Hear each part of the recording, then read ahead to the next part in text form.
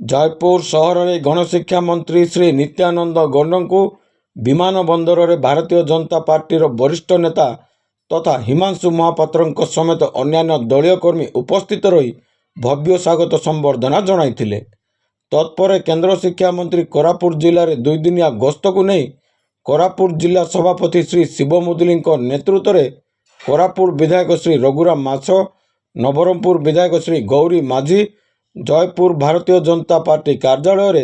एक सांबादिक सम्मेलन प्रस्तुति आसंता काली ओडिशार सुपुत्र मान्यवर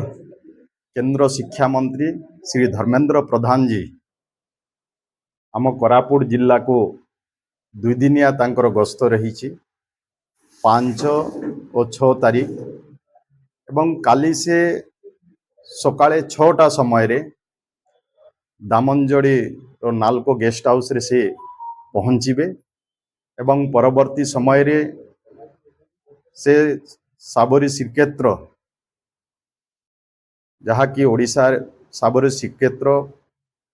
ओडिशा प्रसिद्ध तार बाहुड़ा यात्रा रे से जगदेवे एवं प्रभु जगतरनाथ जगन्नाथ ठारू से आशीर्वाद ग्रहण करिवे एवं तांकर